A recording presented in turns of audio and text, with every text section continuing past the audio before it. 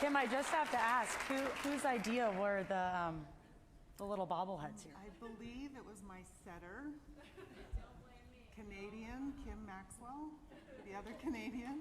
A fellow Canadian. You grew up in Vernon, British Columbia, and you didn't even realize or think about solely pursuing volleyball until your high school head coach saw something in you. How did she influence your love for the game?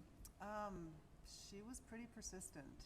You know, I played basketball, I did track, I kind of did a little bit of everything throughout high school and had success in most of it.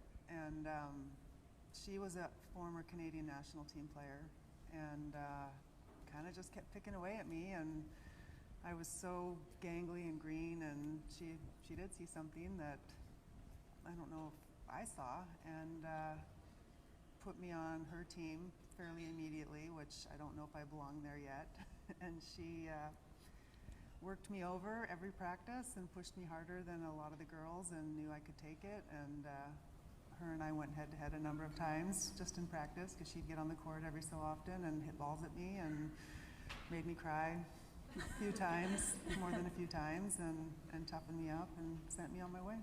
Sounds like she knew best. You moved on to play at Eastern Washington, and when we were talking on the phone, you said, when I started there, we were terrible. What were your first memories of starting with the Eagles? We weren't terrible. We played a lot of 5-set games and lost a lot of games in 5 sets. So the potential was there. It was just getting over the hump of how to win.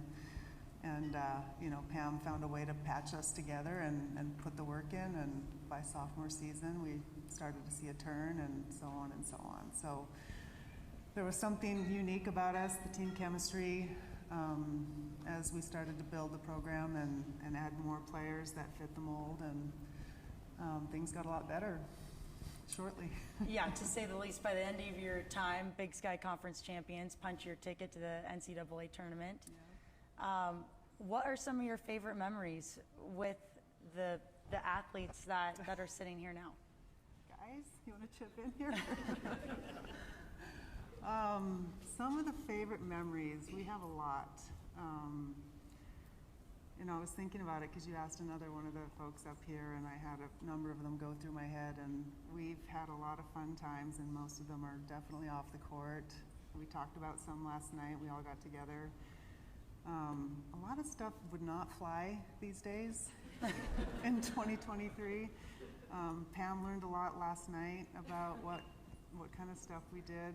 We did have one incident where our team trainer, he was also our first aid professor, and so we were driving up between Missoula and Bozeman, and we had played a terrible trick on him and Wade with the airline stewardess about offering a phone number, and this girl has a crush on you, and then Coco was our trainer, and he called the stewardess, and we played the long game back and forth, and someone pretended to be the stewardess, and he asked her out, and then we had the white elephant exchange at Christmas time where we played the recordings for him, so he was a little mortified. So he got us back by driving us up in the middle of the night on our way to between Missoula and Bozeman for a road trip.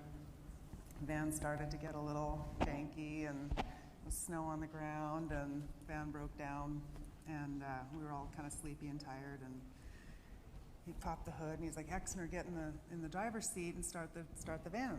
And so I get in the driver's seat and start the van, and it roars up and just blood goes across the windshield. And I hear him scream, and so I go out, and he's doubled over, and he drops 3 fingers in the snow and blood.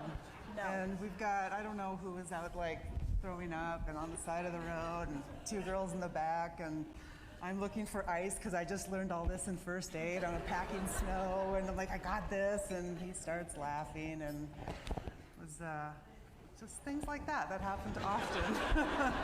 Just things like that. That's just one of the many. We can talk after. Yes, I want to hear more of these stories after, but in terms of right now, we have to wrap it up. My favorite thing that you said about your former teammates, you said they're like 12 sisters I never had but gained through volleyball. Yeah, Absolutely. What do you have to say to them now? And Oh, I mean, boy. you've got a whole posse of people, former I do. teammates, and coaches, there are some that couldn't make it here. family. I mean, I've got it. I've got everything. I've got my brother, my nephew, and my mom and my dad who put so many miles on to come see me play. My daughters, my husband here, my teammates. You know, that's the takeaway.